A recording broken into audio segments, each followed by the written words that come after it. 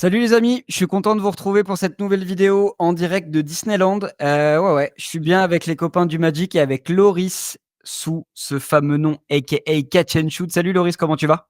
Ça va bien, merci. J'espère que toi aussi et tes viewers également. Bah écoute, personnellement ça va bien, début de saison un peu contrasté. Moi tu sais en tant que fan des Lakers, ça va jamais réellement très bien, il y a toujours une problématique même si C'est on est vrai. aidé par l'arbitrage. Par contre toi, comment ça se passe ce début de saison là? Ça se passe.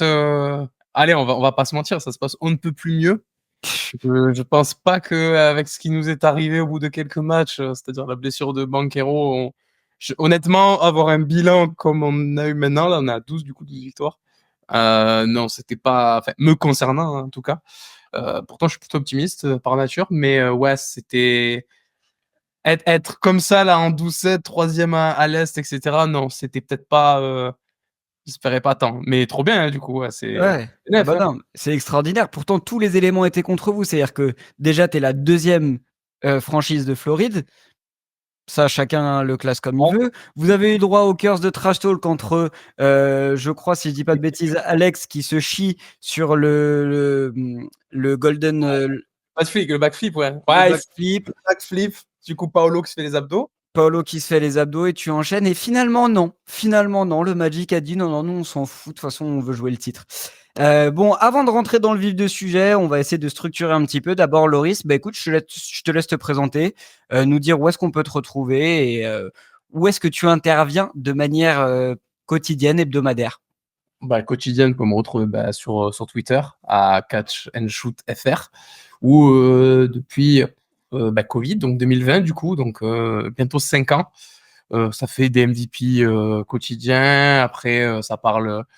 Au début, j'étais un peu, entre guillemets, généraliste, puis après, je me suis rendu compte qu'on était un peu beaucoup. Donc maintenant, voilà, c'est Orlando Magic, 2-3 vannes, 2-3 threads dans le vent. Sinon, vous pouvez me trouver sur YouTube.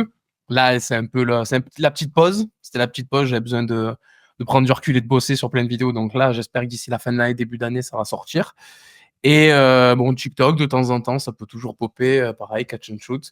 Et vous pouvez me retrouver tous les mercredis dans Forever Podcast, où je fais une petite chronique quotidienne de 3, 5, 6 minutes, ça va dépendre le sujet, plutôt humoristique, j'essaye, sauf la dernière qui était sur la santé mentale, où il fallait être un petit peu sérieux, évidemment. Et du coup, rendez-vous demain, parce que là, on est mardi 26, donc rendez-vous demain où on aura un débat sur pourquoi la conférence Ouest met une vitesse à la conférence Est. Ça va être passionnant, et la fin, j'espère que ça vous plaira. Et quoi d'autre, fondateur de TBA, modestement, donc modeste, Modestement. non, mais vraiment modestement, donc genre c'est plus rare de me retrouver là-dessus, mais les petites mignas, c'est Bibi, donc voilà, on est toujours pas très loin dans tous les cas. Et après, ben voilà, surtout Twitter, en attendant que le reste sorte. Et bah, ça en fait une belle palette. Vous savez maintenant comment aller écouter Loris sur les différents outils. Moi, je t'avoue que j'ai mon petit coup de cœur, c'est les chroniques sur Forever Podcast. Quand tu as passé un mercredi un peu pourri et que vous arrivez tous dans nos oreilles avec cette petite chronique douce, cette petite musique et derrière les punchlines qui découlent, je t'avoue que je suis bien content. Ah ben, En tout cas, ouais, c'est vraiment cool de t'avoir sur la chaîne de Coast to Coast. Et on va parler d'un sujet qui est plutôt cool en ce moment, le Orlando Magic. Toi, en tant que fan en plus et suiveur, je pense que tu es assez satisfait, on a pu en parler. Donc, comme tu l'as dit, on remet les choses un petit peu dans le contexte. 12 victoires, 7 défaites, troisième bilan de la conférence Est, ce qui vaut globalement au huitième bilan de la conférence Ouest, mais bon, c'est un autre sujet. c'est Euh, exactement ce que j'ai dit dans la chronique. Donc, voilà. Ouais, ouais, t'as un offensive rating, bon, alors qui est toujours catastrophique, un 25e offensive rating à 110, un peu moins de 110 points par match, mais ça, on va en reparler après. Par contre, tu es toujours top 3 du defensive rating avec moins de 106 points pris par match, ce qui est tout simplement monstrueux. Mais ça, finalement, on le savait, hein, c'est un peu les fondements de cette équipe du Magic. Euh, Toi, Loris, comment t'analyses ce début de saison sur le terrain, en dehors? Est-ce que tu t'attendais à avoir autant de shine du côté d'Orlando, quoi? Euh, Comment dire? Sans être trop. Parce que moi, je suis Marseillais, je suis Marseillais, je suis fan olympique de Marseille. Donc, vous savez, l'objectivité et le fait d'être tempéré, c'est pas trop. Voilà, C'est c'est pas trop. relatif. Voilà, tout est relatif chez nous. Mais je vais essayer. Est-ce que je m'y attendais? Non. Est-ce que je le voulais? Oui. il y a beaucoup d'observateurs, de spécialistes, des types comme Paul Pierce, de Shaq, voilà, qui interviennent, on va dire, dans le paysage médiatique NBA, qui nous ont beaucoup, enfin voilà, qui ont dit beaucoup de bonnes choses sur l'Orlando Magic en fin de saison dernière, notamment après la série contre Cleveland, qui disaient voilà, attention, ça risque de faire mal dans la conférence Est, etc. Pour cette saison. On a très bien démarré avec une grosse victoire contre Miami directement dans un derby en opener, plus Paolo Banchero qui est sur un début de saison stratosphérique. Bon, c'est un petit échantillon certes, et surtout ce match à 50 points, quasi triple-double contre les Pacers, que j'ai vu en direct. J'ai pas pu aller me coucher parce que je crois qu'il met 37 ou un truc comme ça, ou 27 en première mi-temps, en C'est premier quart, ça. c'était n'importe quoi. Donc ouais, j'ai dit c'est bon, je regarde parce qu'il va se passer une dinguerie. Bon, ben, j'ai pas regretté. C'est un peu piqué le lendemain au réveil parce que je suis un peu vieux pour ces conneries, mais ça va, ça passe. Et puis voilà, après, il y a la blessure, on se pose des questions, puis voilà, le fameux backflip d'Alex de Trash Talk un peu foiré, donc on s'est dit, bon voilà, c'est la curse, il fallait que ça tombe sur Banchero. Et puis, ben, mine de rien, ça se passe super bien. Là, c'est vraiment contre mes attentes. Je pensais pas qu'on s'en sortirait aussi bien, même si je mets beaucoup de mesures parce qu'on n'a pas non plus rencontré, pour moi, des tops équipes. Enfin, vraiment des grosses équipes. On n'a pas joué Golden State, on n'a pas joué les Celtics, on n'a pas joué les Cavs. Donc, et les grosses équipes qu'on a jouées, bah, par exemple le Thunder, on a perdu. Donc voilà, je reste un peu mesuré sur ça, même si l'année dernière, on pouvait lâcher ce genre de match. Cette année, on les lâche un peu moins, et tant mieux, parce qu'il faut prendre ce genre de match aussi. Non, c'est clair. Donc vraiment, non, non, très très satisfait. L'Astonion a encore gagné. Bon, je me suis pas encore infligé le replay parce que quand j'ai vu les pourcentages et le score, je me suis dit bon, ça va, j'ai pas envie de retourner en 2006. J'ai pas trop envie. Et là, les mecs de la commu là, avec lesquels on discute tous les jours, on dit non, non, vous infligez pas le replay. Donc ce sera même pas une 10 minutes. Je pense que ce sera un vieux replay de 3 minutes vite fait ce soir. Je vais pas m'infliger deux équipes qui shootent à même pas 30% à 3 points, je pense pas. Donc voilà. Mais sur ces matchs un peu compliqués, surtout à l'extérieur, parce que autant à domicile, on est très très très chaud. Mm. À l'extérieur, ça peut des fois poser des problèmes. Là, on a gagné à l'extérieur et les Hornets, qui en plus en ce moment, ça a marché plutôt pas trop mal. Donc, enfin, piège, rencontre piège, pour moi, je m'attendais même pas à ce qu'on le prenne. Surtout quand tu te réveilles, tu vois 44 points de la mélo, tu fais, bah, ils nous a mis la sauce, ça y est. Ah, et quand tu Donc vois les là, highlights de la mélo, ouais, ouais, j'ai vu là, l'espèce de petit tir là, oh, sur un pied. Non, non, en vrai, je m'attendais à ce qu'on perde. Surtout que Suggs était out en début de match. Et qu'on a vu un 5 majeur pour le moins expérimental, avec Gary Harris titulaire et pas Anthony Black. Donc je me suis dit, bon, ça y est, moi aussi, il a pété un plomb, il a dit, vas-y, on jette le match. Bon, au final, c'est passé, donc tant mieux. Et puis voilà, non, franchement, que du positif là pour l'instant, même si on peut toujours, enfin, on aura des choses à redire sur d'autres points, mais globalement, très, très, très satisfait. Ouais. ouais, non, c'est évident. De toute façon, le bilan reflète ce côté positif. Comme tu l'as dit, c'est pas toujours l'éclat sur le terrain, dû aux problématiques qu'on va établir plus tard sur le côté shoot extérieur et spacing. Mais il y a quand même ce bonheur visuel. Enfin, en tout cas, avant sa blessure, moi, c'était ça, hein, le bonheur visuel de regarder jouer Paolo Banchero, en fait. Il y a souvent des comparaisons qui sont faites avec LeBron plus jeune. Bah, c'est pas des bêtises, parce qu'il y a vraiment je trouve qu'il y a des similitudes dans sa façon de dominer physiquement ses adversaires avec une palette hyper large, et on sent une progression constante, que ce soit à la passe, que ce soit dans ses décisions de shoot, dans ses positions aussi pour prendre ses shoots. Et puis, bah, tu l'as très bien dit, le point d'exclamation, c'est ce match à 50 points où en fait, le mec, tu ne peux rien faire. C'est-à-dire que quoi qu'il fasse, tu vas faire une prise à deux, il va lâcher la passe dans le bon tempo. Ou alors, il va vous enfoncer tous les deux, il n'y a pas de souci. Il va s'arrêter, il va pull-up à 3 points. Sur ses prises de shoot à mi-distance, il est tellement grand, tellement physique. Là, il a progressé aussi, tu sais, sur son espèce de fadeaway assez court, mais tu peux rien faire, en fait. Physiquement, le mec est beaucoup trop dominant. Et puis, quand il va au cercle, bah, c'est 2 points. Et puis, si tu as un peu de chance, tu as réussi à pas faire la faute. Mais non, Paolo Banchero est monstrueux. Sur un échantillon très court de 5 matchs, il tournait à 29 points, un peu moins de 9 rebonds et 5,6 passes. Voilà, Voilà. c'est ouf. Je pense qu'il n'y a pas besoin de dire grand-chose de plus. Tu es à 50% globalement au shoot, à 35% à 3 points. Peut-être des progressions à faire sur les lancers francs où il tourne à Ouais, 65%. les lancers, pour moi, c'est un des gros axes parce que enfin, comment dire, là pour l'instant, ça n'a pas porté préjudice. Mais bon, en tant que fan du Magic, on a toujours des PTSD de Nick Anderson, ce genre de choses qui peuvent revenir. Pour l'instant, on n'y est pas encore, hein, on va pas griller les étapes, on n'est pas dans des échéances aussi cruciales. Mais ouais, tu vois le match à 50. Le match à 50, en vrai, il aurait pu en mettre, peut-être pas 60, mais il aurait pu en mettre au moins 55 parce qu'il rate pas mal de lancers sur ce match-là. Alors là, c'est vraiment pour la fame, parce que en vrai, ça aurait pas impacté grand-chose. Même si les Clippers, n'importe quoi, les Pacers font un gros run en deuxième mi-temps, je vais pas te mytho, un peu chier dessus. Donc il y a quand même des progrès à faire. Bon, 35% à 3 points, oui, ça reste encore pas très efficace, mais il y a quand même du mieux. Mais comme tu l'as dit, c'est surtout là, voilà, les prises de décision, le fait de prendre, voilà, il y a des automatismes sur les shoots, notamment mi-distance, qui se font. Puis voilà, enfin, le mec a un gros bag, enfin, il a un gros IQ basket, parce que voilà, un mec de 2,08 m, quasiment 2,10 m, doit faire au moins 110 kilos, je dirais, qui te monte la balle normale, et derrière, ça peut lâcher sur un mec qui prend un backdoor, sachant que t'as que des mecs malins dans l'effectif qui peuvent les prendre. Vu que pour l'instant, qui dans les corners, ça paye pas. Ça aussi, si on mettait plus de tirs, il aurait fait un triple-double ce jour-là. C'est clair. Mais ça, c'est sûr, certain. Mais bon, voilà, c'est fou. L'échantillon est trop court, malheureusement, donc faudra voir quand il revient, parce que bon, les abdos, ça veut tout et rien dire, mais bon, les abdos, c'est. Enfin, autant on sait à peu près les gens. Enfin, le tendon, oui, voilà, on a eu des contre-exemples sur des mecs qui sont bien revenus du tendon. Les croisés, on sait à peu près. Les genoux, tu sais à peu près en bien comme en moins bien. Mais les abdos, enfin, je trouve que c'est un peu bâtard parce que tu sais jamais Faut comment faire les mecs attention, reviennent. ouais. Voilà, surtout quand tu as un. Alors, il base beaucoup son jeu sur son physique, mais je pense qu'il pourra toujours compenser, même s'il est un peu affaibli.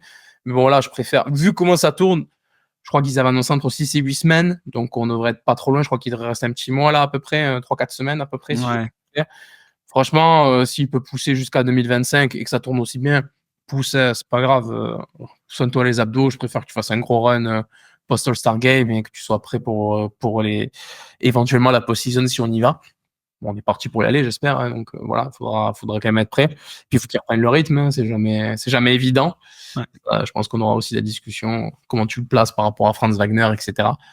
Donc, on va y arriver gentiment à Franz Wagner. Juste pour terminer sur le cas Banchero, il y a eu des discussions assez intéressantes ces derniers temps, notamment sur Twitter, sur ce débat un peu qu'on a fréquemment des joueurs surcotés dans la ligue.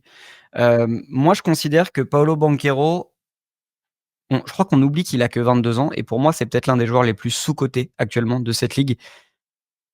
J'ai l'impression que on a tendance souvent à revenir sur les cuvées de draft récentes, mais qu'on cite très, très peu Paolo Banchero comme l'un des meilleurs joueurs des dernières cuvées de draft récentes. Et ce qui montre, en tout cas, ce qu'il a montré sur la saison dernière, notamment les playoffs, et moi, sa série contre Cleveland m'avait bien fait kiffer. Et ce qui montre depuis le début de saison, là, on n'est plus du tout dans la discussion de savoir si c'est un joueur du calibre All-Star. On est plutôt en discussion à savoir, est-ce que le franchise player qui est devenu Paolo Banchero, jusqu'où en fait il peut emmener une franchise? C'est plutôt ça maintenant le débat. Et à 22 ans, je trouve ça assez intéressant qu'un joueur maintienne ce niveau-là, quoi. ben ouais, voilà, c'est comme de là à dire qu'il est sous-coté, j'irai pas jusque-là parce que c'est trop délicat de dire à un mec de 22 piges qu'il est sous-coté parce que même s'il y a déjà quelques accomplissements personnels, individuels, puis même collectifs en vrai, même si ça reste pas grand-chose, tu te dis ouais, il a quand même montré quelques trucs. Maintenant, faut voir. Moi, je suis pas du genre à juger trop vite parce que il y a des mecs qu'on a rapidement enterrés, puis d'un coup, ils repop.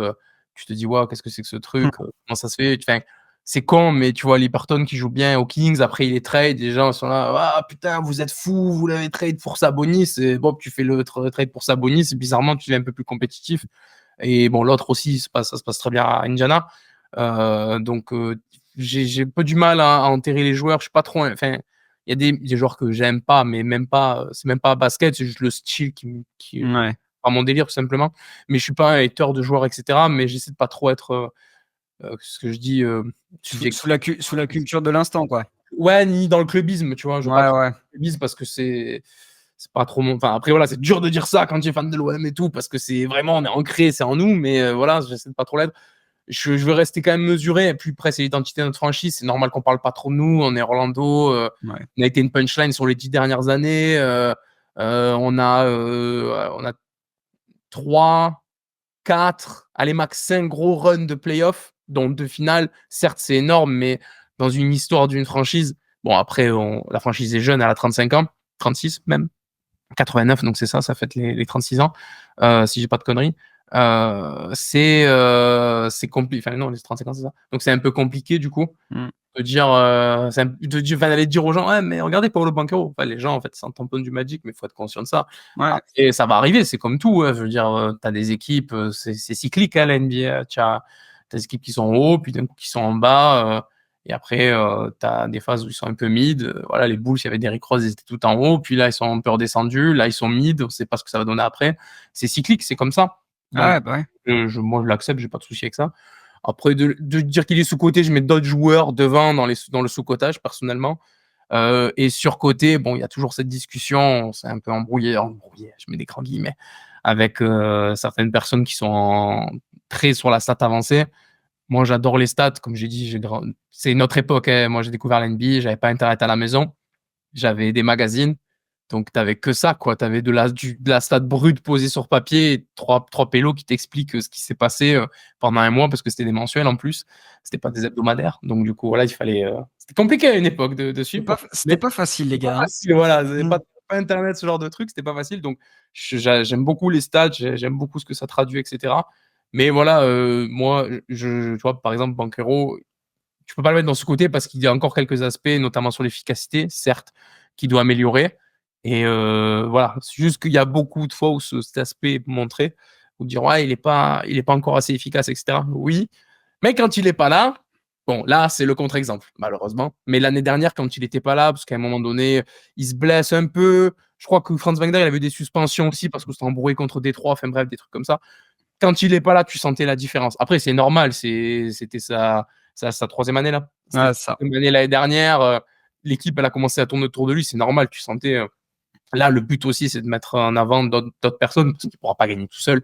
Et on l'a vu contre Cleveland. Si Franz Wagner faisait une série, ne serait un temps soit peu décente, peut-être que ça aurait tourné à notre avantage sur un Game 7, peut-être. Hein, je ne sais pas. Ouais. Et voilà, voilà, il a encore beaucoup de progrès à faire. Je veux pas m'enflammer. Bon, moi, je l'adore. Hein, c'est déjà le roi. Hein, on compte sur lui pour nous emmener haut. Mais voilà, on les a vus, les Tracy McGrady. Voilà, ces mecs auxquels on a cru, on s'est dit, ah, c'est la suite. Les Oladipo, ce genre de mecs-là et tout. Des bons joueurs, attention. Hein, mais Ouais, c'est ça. Profitez-en parce que dans 2 ans, il est aux Lakers, quoi. bah, écoute. Tu sais, j'ai dit, c'est cyclique, t'as des cycles, mais l'histoire se répète, tu vois. L'attaque des Titans, toujours les mêmes joueurs encore et encore. Là, c'est Exactement. pareil, tu vois. Dwight, Shaq, bah, peut-être, on sait pas. Après, écoute. Ah bah nous, en tout cas, on l'accueille avec grand plaisir, hein, Paolo. Je te le dis tout de suite. Hein. À une raquette Davis, Banchero, Ah voilà. bah je la prends tous les jours. Ah, c'est bien. C'est pas mal, ouais. Bah tiens, en parlant de duo assez fou, je te propose qu'on parle maintenant de Franz Wagner.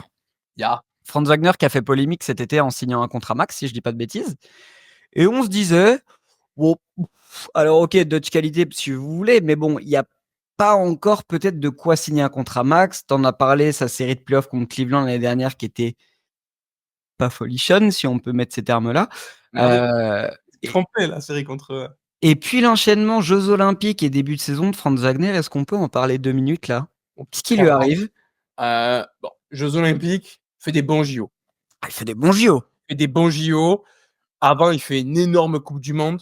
En plus, je parle statistiquement, c'est Ouais, pas ouais. mais vu le statut par lequel il est arrivé, de mec un peu sous-côté du Magic, que tu draftes en 8 ou en 9, je sais jamais, je crois que c'est 8, et que tu te dis, pauvre, qu'est-ce qu'il fout là, lui, ce mec-là, et au final, il gagne la Coupe du Monde avec, évidemment, nous, je vais pas parler de ce qu'on a fait à la Coupe du Monde tellement c'était honteux, vous savez la vidéo sur ma chaîne, j'ai été classé dedans, plus la débâcle, la déroute de Team USA avec Banchero, d'ailleurs, comme le parallèle est assez marrant, du coup. Tu te dis, bon, il fait ça. En équipe nationale, ça marche super bien. Il arrive, personne l'attend au niveau où il est, surtout les 2 premières saisons avec Orlando. Génial, banger. Maintenant, il reste. Il fait les JO qu'il fait avec l'Allemagne au JO. J'ai eu la chance de le voir en direct, c'était vraiment fou. La France, on les tabasse, et tant mieux qu'on les Ça tabasse. nous a fait du bien. Ça fait du bien, Oh, surtout qu'ils ouais. nous ont mis une espèce de drill au premier tour, donc c'était très bien Ah ouais. ainsi. Et encore, il fait un bon match contre Il nous. fait son match. Hein. Un bon match contre nous. Et là, le début de saison. Alors, il y a ce contrat max. Alors, c'est cher. Oui. Je remets absolument pas ça en cause et je l'ai dit quand j'ai fait mon débrief de la preview de Trash Talk sur Orlando, c'est très cher. J'aurais préféré qu'on mette un peu moins. Je vais pas mentir. Quand je dis un peu moins, entre 20 et 40 millions de moins. Au global, je parle. Ça fait beaucoup, mais ça aurait été l'idéal. Malheureusement, on lui a mis le contrat max, c'est comme ça. Maintenant, est-ce que je vais faire mon râleur parce qu'il y a mis un contrat max? Pas tant que ça, parce que, je l'ai dit, on est Orlando, on est une petite ville, on est un petit marché, dans un état, alors certes, il y a Miami, Miami brasse tout, ouais, c'est normal, c'est le pôle, etc. Qu'est-ce que tu fais pour retenir des joueurs? Tu as du cap. Donc à un moment donné, c'est soit ça, soit le mec soit tu peux lui proposer moins et il dit non, tu prends un risque énorme. Surtout qu'on a vu que, alors certes, pareil, là encore sur le début de quelque chose, hein, pour moi, il y a quand même une belle complémentarité entre les deux, Ouais. Franz et Paolo. Et en plus, c'est un peu nouveau, avoir un duo 3-4, vraiment des mecs des wings, tu vois, vraiment l'idée une équipe. C'est pas arrivé très. Alors, il faudrait me rafraîchir la mémoire, mais c'est pas arrivé très souvent, je pense, dans l'histoire de la ligue. Donc, à voir. Après, peut-être que ça portera pas ses fruits. Mais là, je trouvais con de pas faire le move aussi, tu vois. S'il avait accepté moins, tant mieux. Peut-être qu'ils ont eu ces discussions. Alors, malheureusement, désolé. Même en étant le plus grand fan d'Orlando m'a dit que le front office ne fait rien fuiter. Donc, nous, à la trade deadline, on dort. Hein, parce que de toute façon, il n'y a rien qui fuite. On se dit pas, putain, on va signer un tel et tout. Non, non, nous, on dort. S'il se passe un truc, on est surpris. Hein. Sachez qu'il n'y a aucune info qui fuite.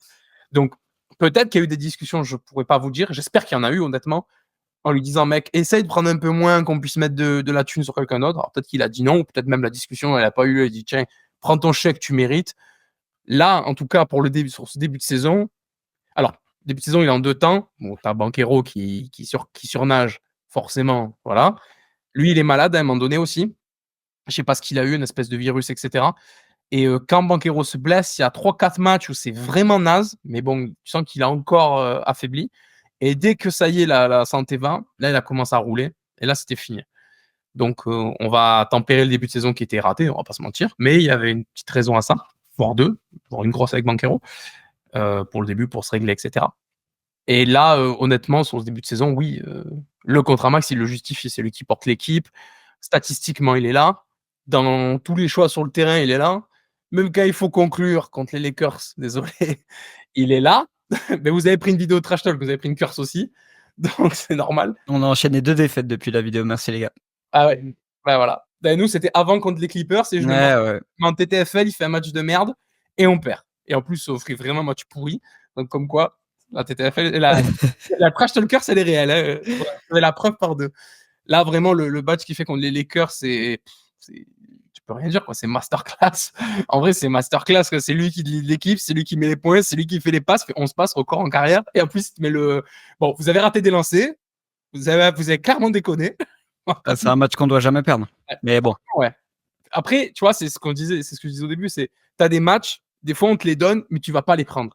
Là, voilà, Andrew Davis, il a décidé de nous donner 2 lancers francs, sanction. Et c'est ça, tu vois, c'est tout ce qu'on demande. Après, vous êtes meilleurs, vous mettez les lancers, vous mettez les trucs. Bah, merci, bravo les gars, vous avez battu, et puis fini, on passe au match d'après. Là, tu vois, je suis content de ça. Puis voilà, il a l'attitude, il a tout. Là, il justifie le contrat. Évidemment, il faudra voir après, il va y avoir beaucoup de questions d'ajustement, il faudra voir à terme. Mais s'il fait la saison, qui continue à faire une saison comme ça, bon, déjà, il va falloir parler de lui pendant au mois de février. À un moment donné aussi, il faudra se poser la question. Ouais. S'il continue comme ça, malgré tout. Mais moi, c'est pas là où je l'attends. Même si je suis très content de ce qu'il fait, c'est après. C'est en mai, là, en avril-mai, quand ça va compter. Quand on va se reprendre encore Cleveland et qu'ils vont encore nous casser les couilles à domicile parce qu'ils sont trop chauds chez eux et parce qu'ils vont nous tabasser à l'intérieur parce qu'ils ont du monde aussi. Là, on va voir. C'est là, moi, où je l'attends. Ouais, non, mais ce sera le crash test. Hein. Ah ben, il faut. Ce sera le crash test, parce que là, pour donner des données, bah là, on est vraiment sur de la donnée brute après 19 matchs joués. Et il faudrait plus mettre en relief les 5 derniers matchs. Mais globalement, on est à 23,4 points, 5,5 rebonds et 5,6 passes. Sur 19 matchs joués, sur entre guillemets, un lieutenant. C'est correct. Ouais. C'est correct, hein. J'ai envie de te dire, s'il sort ses stats sur des playoffs, personne ne dira rien. Hein. Ah ben non. Hein. Ah ben moi, j'espère qu'il va sortir. Alors, je dirais pas une série pareille, mais s'il sort une série en playoff avec Banchero, on va dire en pleine possession de ses moyens, qui tourne entre 18 et 21 points avec des pourcentages corrects. Ah, tu peux devenir relou, hein. Ouais, mais déjà, on l'est un peu, pas offensivement, mais on l'est un peu. Si on peut rajouter un peu plus de buckets aussi, c'est cool. Ah. Non, vraiment, bon, moi, après, ça a été le coup de cœur immédiat. Ce genre de mec, il n'y avait pas Banchero, surtout quand il arrivait. Il a même draft que Suggs. Suggs, la première saison, c'est extrêmement compliqué. Bon, il y a eu des blessures et tout aussi, c'était compliqué. Mais voilà, mec versatile, délié, d'un coup, il s'envoie un Eurostep, tu sais pas d'où ça sort. Ouais. Il avait un très bon shoot en saison rookie, ça s'est un peu perdu. Là, c'est en train de revenir doucement. Non, vraiment, et puis c'est pas un mauvais défenseur. Bon, il est pas élite non plus, mais vraiment, il fait ce qu'il faut. Puis voilà, un mec qui fait 2,08, 2,10, qui joue à l'aile, c'est n'importe quoi en fait. Ah non, mais c'est clair. Vraiment, on est tous tombés amoureux de ce gars-là. Donc, voilà, franchement, je suis trop content. En vrai, je suis trop content. Je m'attendais pas et je suis content, quoi. Bah tiens, pour rester dans ce profil un peu coup de cœur, on en parlait un peu en off avant de commencer la vidéo. On a mis la lumière entre guillemets sur les deux piliers du Magic. Moi en off, je t'ai demandé du coup quel était pour toi le troisième joueur un peu coup de cœur et pépite de ce début de saison. Bien évidemment, on va avoir des Jalen Suggs, des Jonathan Isaac qui sont plus populaires et dont on connaît globalement un petit peu le niveau.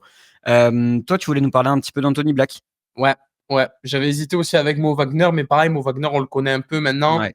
Ça fait un petit moment maintenant qu'il est là. Et puis, bon, là, on sait ce qu'il apporte en sortie de banc. Voilà, il ouvre sa gueule, il rentre, il met des brins. Alors, c'est dirty par moment, je le reconnais. Ah, c'est sale, hein. Et, ah oui, il est sale, hein, mais par contre, voilà, c'est un joueur de basket. Ah Voilà, oui, non, ça c'est bien. il a les moves au poste, ça peut dégainer de loin. Il braille, il fait chier, il va devant les arbitres. En vrai, tu joues contre lui, t'as la haine, mais quand Ah bah tu préfères l'avoir avec toi que contre toi, hein. exactement. C'est comme Steven Adams, c'est le Ouais. même délire. Donc, ouais, mais on commence un peu à être coutumier. Mais vraiment, Anthony Black, l'année dernière, on a fait la lettre d'excuse à Jalen Suggs et à Mosley aussi. Là, cette année, on va la faire pour Anthony Black s'il continue comme ça, parce que l'année dernière, déjà, on draft un meneur l'année dernière. On était en mode, OK, est-ce qu'il n'y avait pas mieux à faire en vrai? On s'est dit, bon, on avait encore. Qui c'était à la main? C'était pas Suggs, du coup. C'était Markel Fultz. Donc, on a dit, on avait Fultz. On s'est dit, bon, on va prendre un meneur. Ouais, why not? Mais bon, prends-lui et Jet Howard. On se dit, bon, on a besoin de tir à 3 points. Anthony Black, il n'est pas reconnu spécialement pour son tir à 3 points. C'est un meneur. Est-ce qu'on n'aurait pas eu besoin d'un pivot un peu protecteur de cercle, ce genre de choses? Soit. Première saison. Elle est pareille en deux parties parce que du coup, t'as Fultz qui malheureusement se pète. Et Mosley, c'est direct. Allez, hop, t'es rookie, t'as même pas 20 ans, allez, démerde-toi. À démerder un titulaire d'une équipe NBA qui potentiellement va essayer de jouer le play-in. C'était ça la mission du coup l'année dernière. Il a fait alors, défensivement, il est chiant. Il fait te mettre 0-1. C'est un meneur. Il se gratte les pieds. Il est long, hein. Il est très long. très long. Il a des longs segments. T'as l'impression qu'il a encore. Bon, ça, c'est pareil, c'est un effet visuel, mais avec sa grosse touffe, t'as l'impression qu'il fait 2 mètres. Ah. Alors qu'en vrai, enfin, il est chiant, il est ultra rapide latéralement. Il a des appuis de fou. Là, puis il a les cannes, hein, tu vois, qu'il est jeune, qu'il a des cannes, il a un cardio de malade et tout. Puis il a envie, ça c'est important en défense, évidemment, si t'as l'envie et l'intelligence, parce qu'il est loin d'être con en défense, vraiment. Donc en défense, on était plutôt content, mais bon, t'es pas surpris parce que si ton identité, t'as un peu tout le monde qui défend, il y en a qui sont très forts, il y en a qui sont élites, et il y en a qui le sont un peu moins, mais qui font pas tâche. Donc tu te dis, c'est un peu normal. À Mosley, il a pris, c'est un jeune, tu sais qu'il peut le modeler comme il veut. Vas-y, je vais te faire un chaîne garde comme Suggs un peu. Mais du coup, offensivement, voilà, c'est un athlète. Plein de fois, il est monté au dunk en trafic, c'était assez impressionnant et tout. Mais voilà, il n'y a pas trop de shoot et tout. C'était un peu bizarre. Alors, des fois, il y avait des soirées où il était un peu streaky, où il mettait 3-4 tirs dans le corner, ça passait. Mais honnêtement, me concernant, je ne savais pas trop où on pouvait aller avec ce mec-là. Là, depuis le début de saison, c'est trop bien. Déjà, il a doublé ses stats. Je crois qu'il est passé de 4 à 9 points. C'est ça. Bon, il va être bon. Il va être dans une discussion MIP pour l'instant. Bon, il y a des plus gros dossiers, il y a des meilleurs dossiers, hein, vraiment. Mais qu'on en parle juste 5 secondes, je serais très content. Et puis surtout, il fait pas tâche. Il rentre sur le terrain. Tu joues avec Suggs, tu joues avec Gary Harris, tu joues avec Jet Howard, tu lui mets un arrière. C'est lui qui mène, c'est pas lui qui mène. C'est pas grave. Là, contre vous, il met 20 points. C'est contre vous qui met 20? Là, contre nous, il fait un bon match. Ouais. Ouais, il fait un bon match contre vous aussi. Non, vraiment, là, en ce moment, il est très très bon. Là, je me rappelle pas les stats de cette nuit, mais bon, vu comme ça n'a pas beaucoup scoré, vu qu'il n'y a aucune des deux équipes qui a marqué 100 points. S'il a mis 14, on sera content. Mais ouais, non, vraiment, défensivement, j'ai l'impression encore meilleur que l'an dernier. Bon, normal, il lui donne plus de responsabilités. Puis voilà, le mec, il va rentrer trop bien dans le moule en défense. J'ai pas regardé les stats, mais je pense que niveau pourcentage à 3 points, ça doit être moins dégueu que l'an dernier. Oui, il tourne à peu près. Il a un peu moins de 29%. Ah, ouais, c'est pas faux. Ouais. C'est pas folichon, c'est pas folichon. Non, il a 40% au shoot, 29% à 3 points, 75% au lancer franc pour 9 points, 2,7 rebonds, 4,4 passes. Ouais. De toute façon, façon, on le sait, le moule défensif d'Orlando est parfait et nickel pour son développement. Lui, il fit très bien. Il a un physique, tu l'as dit, assez atypique et complètement alien pour un meneur de jeu. Ouais. Mais il y a du taf offensivement et de façon, ça nous permet de faire la transition vers les difficultés parce qu'on a quand même du côté d'Orlando. Et pour illustrer ces difficultés offensives et notamment de spacing, je te propose qu'on parle rapidement de notre ami KCP. Ou ce que vous en avez tiré. Parce que nous, personnellement, quand il était chez nous, on avait un vrai joueur de basketball. Et ouais, à Denver aussi, ils avaient un vrai genre de basketball. Ouais. Et vous avez récupéré apparemment l'oncle. Ouais. Nous, on n'avait pas eu KCP, on a eu Kassapip. Ah ouais, ouais. On a eu KCPs, comme je dis dans ma chronique. Là, je fais le méchant. Parce que défensivement, pareil. En Oui, fait, on l'a pris pour 3 choses. Le tree, le G et l'expérience. Parce que tu n'avais pas de vet. Il manque un vet, tu fais de l'expérience. C'est un mec qui a allé au titre, c'est un mec qui a joué avec un MVP, c'est un mec qui a connu des galères dans les vestiaires, avec des 2 galères, MVP. 2 MVP, my bad, qui a connu des galères avec la justice, tu vois. Donc c'est un mec qui a un bagage, qu'il soit personnel ou professionnel, dans le jeu, je veux dire. Donc déjà, c'est bien, parce que mine de rien, le plus vieux dans l'équipe, je crois que c'est Corey Joseph. Après, c'est fini, je crois que c'est lui. En vrai, mine de rien, il n'y a pas beaucoup. Tu dis, voilà, tu le prends pour avoir de la défense. Logique, tu es l'Orlando Magic, tu défends depuis 2 ans et demi, il faut que tu aies un mec qui défende, sinon ça sert à rien. Je dis pas que je suis d'accord avec ça à 100%, mais c'est l'identité, on n'est pas choqué. Mais par contre, je crois que l'année dernière, on est quoi 27e ou 28e à 3 points, un truc comme ça, si j'ai pas de conneries. On doit pas être très loin d'ailleurs cette année, on était 29e il n'y a pas longtemps. Possible qu'on y soit encore, du coup, voire même pire. Attends, je vais te dire ça. Et tu prends ce mec-là pour mettre des tirs à 3 points. Et ça tombe pas. Et ça tombe pas. Et ça tombe pas. Alors que on pourrait dire, ouais, mais est-ce que le système offensif ne le met pas dans les bonnes dispositions? Non, il a des vrais tickets. Il a des vrais shoots ouverts. Parce que tu as quand même des playmakers. Franz Wagner, on l'a dit, Anthony Black, qui est quand même un bon passeur. Jalen Suggs aussi. Voilà, tu as des mecs de devoir dans l'équipe. Il y a toujours un extra, un kick-out avec les mecs qui peuvent driver, etc. Il met pas les tirs. Ça rentre pas. Après, je sais pas. On l'a dit, la santé mentale, tout ça, on en a parlé nous dans un podcast. Là, il a été papa il y a même pas une semaine. Ouais, c'est ça. On sait jamais, voilà, pour la chance d'être papa aussi, les grossesses, on sait jamais. Je sais pas s'il avait déjà des enfants, mais tu sais jamais comment ça se passe dans une vie de couple. Tu sais jamais si la grossesse elle se passe bien. Peut-être que la naissance elle a été compliquée, on sait pas. Hein. On n'en sait rien. Donc peut-être que ça l'a travaillé. Je veux bien, tu Et vois. puis tu peux avoir le déclic Fred VanVleet derrière. Où le mec, ça du jour au lendemain, il se met à shooter à 60% Ouais, à 3 points. j'ai pensé à ça. Je me suis dit, putain, on va avoir Kentavious Van Vliet. Je me dis, ça peut être pas mal. Mais pour l'instant, pas encore. En tout cas, pas sur le match d'hier. Mais allez, on va dire le match d'hier, personne n'a bien shooté. Donc, à la rigueur, on va mettre ça sur le compte du match. On va mettre ça de côté. À la rigueur, éventuellement, sur le match de cette nuit. Mais ça tombe pas. Et c'est dommage parce que tu peux te dire, tu sais, bon, on a la haine parce que putain, on a pris un mec pour ça. On le paye pas trop. On le paye pas mal quand même pour notre petite franchise. Et ça tombe pas. Alors que si ça tombait, bah, putain, ça serait 100 fois mieux. Là, je crois qu'il tourne à 22-25% à 3 points. Je veux dire. KCP, il tourne à 22,4% Voilà. à 3 points. Ah non, mais c'est catastrophique. 22%. Et globalement à 34% au shoot. Même ça. Donc, Il prend la plupart de ses tirs, c'est quand même du tir c'est à à 3 3 points. points, bien sûr. C'est beaucoup de catch and shoot.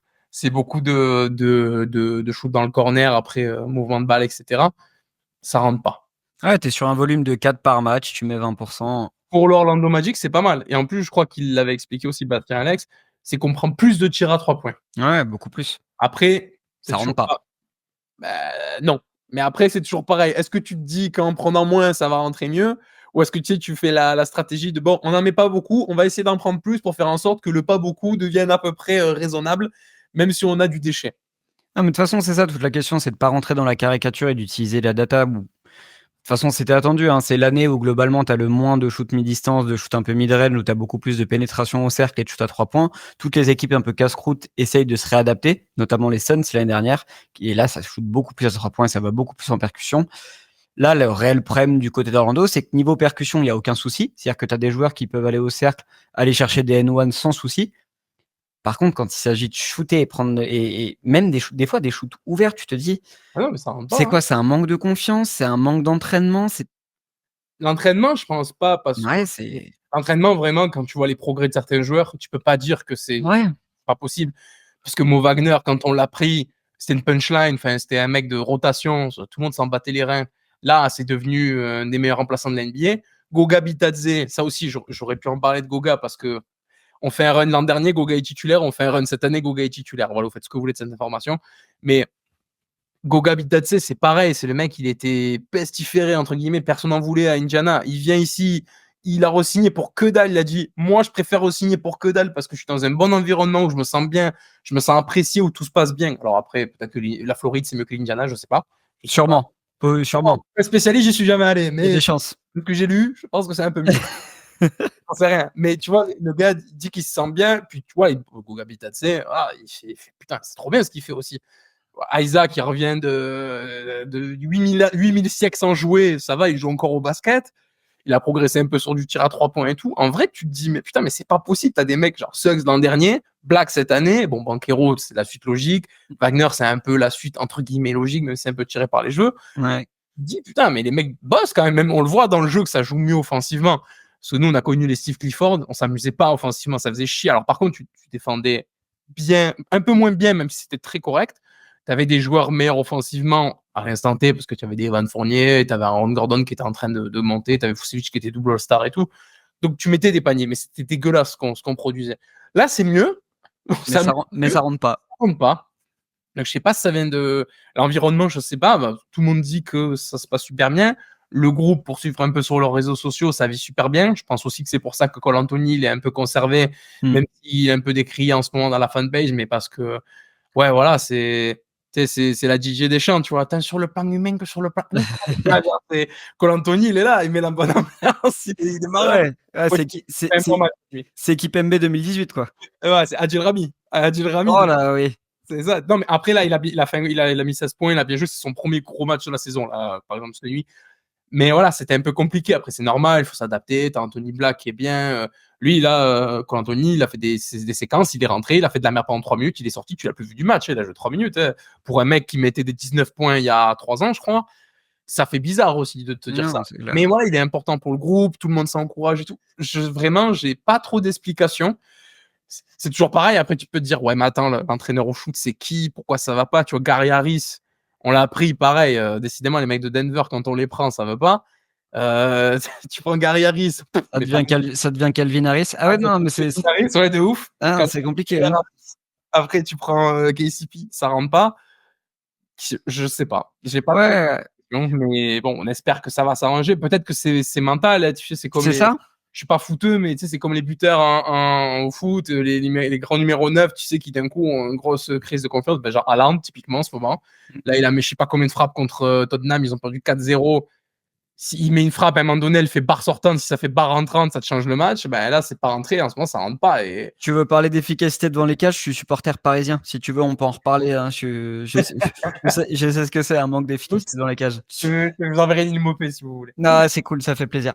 Mais ouais, je sais pas. Je sais pas si c'est mental. Je pense, j'ai du mal à croire que c'est dans l'ambiance générale. Parce que vraiment, c'est pas pour faire la démagogie, mais le groupe, il vit vraiment bien. Ouais, ça se voit. Mais, et en plus, des fois, ça tient pas à grand chose parce qu'Isaac, il est un peu problématique, pour pas dire beaucoup problématique en dehors du terrain, de par son militantisme transphobe, etc., ce genre de choses. Pourtant, ça va. Bon, après, peut-être qu'il insulte toute la journée, j'en sais rien, mais bon, visiblement, ça a pas l'air d'affecter le groupe, quoi. Ouais.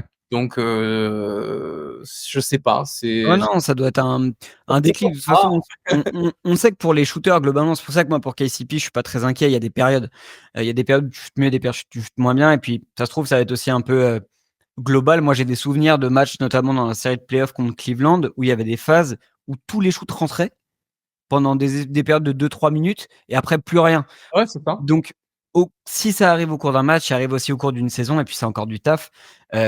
Moi, je suis content que tu aies parlé aussi un petit peu de l'évolution dans le jeu. Je trouve qu'on parle pas assez de Jamal Mosley qui fait un taf monstrueux dans cette équipe, dans cette franchise. Et c'est cool d'avoir un coach qui, tu vois, c'est la définition même du next man up. C'est-à-dire qu'il y a un joueur qui va pas, bah, il a pas peur d'aller choper un rookie qui est là depuis 2 semaines et de te le mettre titulaire. Donc ça, c'est aussi agréable d'avoir des coachs qui sont aussi dans la compréhension et dans... Bah, il est proche des joueurs. Ouais, c'est ça. Il est un peu plus jeune aussi que la plupart des coachs. C'est un ancien joueur, même s'il a jamais joué en NBA. Je crois qu'il a joué en Australie, si je dis pas de conneries. Ouais. Et il a une carrière d'assistant quand même. Donc, il a vu un peu comment ça se passe. Et puis, il n'a pas peur d'oser parce que bon, après, ça c'est toujours pareil. Quand ton front office, il tourne, tu peux dormir tranquille. Et lui, ça tourne, honnêtement. On a connu Ouais, c'est ça. les galères il y a quelques années. Là, tu as Anthony Parker. Ça bosse vraiment bien en haut. Et je pense qu'ils lui disent, vas-y, pour l'instant, on ne te met pas la pression, fais ce que tu as à faire. Et quand il est arrivé, c'était quand même expérimental, hein, parce que il y a eu des 5, tu avais du bol titulaire et tout, ça jouait des 20 minutes par match pour les résultats que ça a eu. Mais voilà, le mec, il s'est dit, attends, je vais essayer. On a eu un mois énorme de bol. Il avait tous les ballons, c'était génial. Il mettait 3 comptes par match, il mettait 13 points, des tirs à 3 points, des trucs de fou. Tu gagnais un petit peu des matchs. Dès qu'il a commencé à plus mettre un panier, qu'en fait, il a montré que c'était une fraude en défense, il a plus jamais joué. Ou du moins, vachement moins. Et c'est ça, en fait, que j'aime bien avec Mosley, c'est que pour le coup, j'étais pas chaud pour le prendre et tout, parce que il sort d'où, lui? Mais c'est tant mieux, parce que déjà, c'est bien, ça me donne tort. Et c'est surtout que tu le vois qu'il y a plein de coachs maintenant qui sortent petit à petit, les Hardy, les Daigneault, ces mecs-là, avec des idées, même si, bon, là, Hardy, en ce moment, ça tourne pas trop, mais en vrai, Utah, j'ai regardé, ça joue pas mal, Utah. C'est pareil, Ouais. mais ça joue pas trop mal, en vrai, Utah. Et tu te dis, voilà, putain, ça, c'est une nouvelle génération de coachs. Peut-être qu'ils vont tenter des choses, etc. Peut-être qu'ils vont amener des trucs. Des fois, on a fait des 5. Le plus petit, c'est Anthony Black qui fait 2,01 m. Et t'es à contre-courant de ce qu'on a eu sur les 10 dernières années. On va pas revenir sur la vidéo, pareil, de Trash Talk, sur le changement, la révolution du jeu, etc. Mais des fois, on a un peu à contre-courant des datas. Là, c'est bien, on rentre un peu plus dans le rang parce qu'il faut quand même qu'on chute à 3 points parce que tu le veux ou non, tu as le droit de pas aimer, mais c'est comme ça. C'est l'évolution de la ligue et il faut faire avec. C'est la méta, c'est comme dans FIFA. Tu vas pas jouer contre la méta pour faire le casse-burn parce que tu prends contre la méta à un moment donné. Voilà, c'est toujours pareil. C'est le jeu, quoi. Mais voilà, il y a quand même il faut saluer. Il y a, bon, offensivement, on pourra toujours s'améliorer, évidemment, parce qu'on part de loin. Mais dans comment il a redonné la franchise kiffable, même si c'est pas que lui, hein, parce qu'il y a plein de choses. Là, on pourra en parler pendant 3 heures de l'organigramme, Non, c'est clair. la com, de tout. Il y a eu tellement de choses qui ont été bien faites là ces dernières années, vraiment, que faut lui rendre un peu son crédit. S'il était dans la discussion de coach de l'année dernière, c'est pas pour rien. J'espère qu'il y sera encore cette année, même s'il y a du client, hein, en face, on va pas se mytho. Mais voilà, franchement, je suis très content de l'atmosphère qu'il y a autour de cette équipe, en espérant qu'offensivement, ça aille un peu mieux quand même. Ouais, c'est clair. Et ben écoute, pour terminer ce bon état des lieux sur Orlando, je te propose qu'on fasse une petite projection à court terme. Les 5 prochains matchs d'Orlando, donc tu reçois Chicago, et ensuite tu te déplaces 2 fois à Brooklyn, 1 fois à New York, et allez, tu enchaînes 2 fois Philly. Sur Ok. les 6 prochains matchs, donc tu ne joues que de la conférence Est, avec du Knicks, du Sixers, du Brooklyn qui est relou à jouer, Très relou. très relou à jouer. Allez, sur les 6 matchs, je te donne une petite projection. Ah, il y a un NBA Cup entre temps. Le premier des Nets, c'est la NBA Cup. Ok. C'est ça, le premier des Nets, c'est celui de New York, c'est de la NBA Cup. Ah ouais, le New York aussi, ouais, j'avais pas vu. C'est toujours délicat. Je suis très nul en prono. Donc, bon, ne prenez pas ma parole pour Aguise, je dis toujours de la merde en prono. Ben, les Bulls, tu vois, tu peux toujours te méfier vu que c'est le match qu'on a perdu et sur lequel Banchero se blesse. Ouais. Maintenant, les dernières rumeurs envoient des Zach LaVine et Vucevic dans les rumeurs de transfert. Donc, faut voir comment eux, mentalement, ils adaptent la chose. Si ça joue pas trop pour eux, peut-être même, tu sais, les joueurs sont sur le côté, on sait pas, ça c'est toujours pareil, même si je compte pas trop là-dessus. Chicago, c'est un peu chiant à jouer parce que tu sais jamais, mais j'espère que Chicago, on va le prendre, honnêtement. Les Nets, je pense pas qu'on prenne les deux, surtout qu'en plus, c'est quoi, c'est back-to-back? C'est 29 novembre et 1er décembre. T'as un jour de latence. Un jour de latence, ok. Ouais. De toute façon, à l'extérieur, on n'est pas ouf. Donc, on va considérer. Ah, ben, les Bulls, c'est à domicile. Donc, ouais, Les bon. Bulls à domicile. On en prend 9-0, c'est bon. C'est bon, j'avais pas fait gaffe. Les deux à l'extérieur, on en prend un, maintenant lequel, je sais pas. On n'est pas trop mal sur la NBA Cup, hein, donc j'ai envie de te dire, vas-y, si on faisait pas une Brandao, là, une Coupe de la Ligue, avec ça, on ne pourra pas prendre celui de Cup. Par contre, si tu gagnes pas 2 fois là-bas, c'est pas possible pour moi, donc on va perdre. Les Knicks, là, ils sont chiants. Ils sont très chiants, là, Nunobi. Et C'est là, ouais. En plus, ouais, grosse victoire contre Denver, là. ouais, ils sont relous, là. Je pense que les Knicks, on va vraiment, vraiment galérer, donc je pense qu'on gagnera pas. Alors, les Sixers, c'est toujours pareil. On prend quels Sixers? quel visage de Philadelphie on prend? Est-ce qu'on prend avec Embiid qui a décidé de nous laver le fion comme il fait tout le temps? Parce que Embiid, c'est un spot TTFL sur nous, même si on a une grosse défense, il nous met le tarif. Hein. La dernière fois, il avait pas trop mal joué, mais on avait gagné. Je sais pas, Philadelphie, ils sont très chiants à pronostiquer, même en global. C'est les deux à l'extérieur, je vais dire on en perd un, je vais dire ça. Donc on va dire un petit 3-3. Ouais, je pense qu'il y a certaines personnes qui vont dire ah non, ça va être plus. Tant mieux, hein. Ou ça va être moins. Mais Philadelphie, j'ai vraiment du mal à me projeter parce que c'est toujours pareil, tu prends quel visage de Philadelphie. Bon, Paul George ne sera pas revenu du coup. Mais c'est pareil, hein, Philadelphie, tu fais un gros match d'Embiid, un gros match de McCain, et puis d'un coup, tu sais, t'as Kyle Lowry qui se dit putain, c'est vrai que je suis un joueur de basket, et boum. C'est vrai que je peux jouer encore. Moi. C'est vrai, il t'en met 3-4 dans la tronche, tu prends 2 passages en force dans les 2 dernières minutes, tu sais. Tu te dis, bon, peut-être que ça va être chaud. Donc, un petit 3-3, c'est vraiment la réponse de Suisse. Hein, mais Non, mais ça paraît clair. Et puis, de toute façon, le calendrier va se compliquer, hein, notamment sur le mois de décembre où tu vas prendre après du Phoenix, tu vas prendre du OKC, tu reçois du Miami, du Boston. Enfin, bref, les choses sérieuses vont commencer à arriver. Le mois de décembre, il va faire très, très mal. Voilà, donc tu vas prier très rapidement pour que Paolo soit de retour quand même, parce que je ne sais pas si Franz Wagner va pouvoir maintenir ce niveau-là, mais ouais, on croise les doigts là-dessus. Bon, bah écoute, Laurie, c'était cool. On a fait un bon tour. Yes. Prochaine étape, je te propose qu'on se revoit pour le All-Star Game, après la trade deadline. Ah oui. Histoire de voir si est-ce qu'on joue finalement... est-ce qu'on joue l'avantage du terrain? Est-ce qu'on joue le play-in? Est-ce que finalement, est-ce que Boston c'est de l'eau? Enfin bref, toutes ces questions qu'il faudra. Oh là là, oh là là. Oh là là. Ces propos n'engagent que toi. Oh là là, je dis ça, je dis rien. Mais ouais, en tout cas, on se retrouvera à ce moment-là. Et puis, bah écoute, c'était bien cool de t'avoir. N'hésitez pas, vous aussi, derrière l'écran, à liker, commenter, à venir discuter avec nous sur le début de saison d'Orlando. Est-ce que Paolo Banchero est sous-coté? Est-ce que Franz Wagner est la réincarnation de Dirk Nowitzki sur les ailes? Est-ce que Jalen Suggs doit faire un passage en Turquie pour faire des implants? La réponse est oui. La réponse est oui. Toutes ces questions hyper importantes. Et puis, bah écoute, on continue à se suivre et on suit l'actualité de la NBA au quotidien. Sur ce, je vous souhaite une très bonne fin de journée et je vous dis à très vite. Allez, ciao!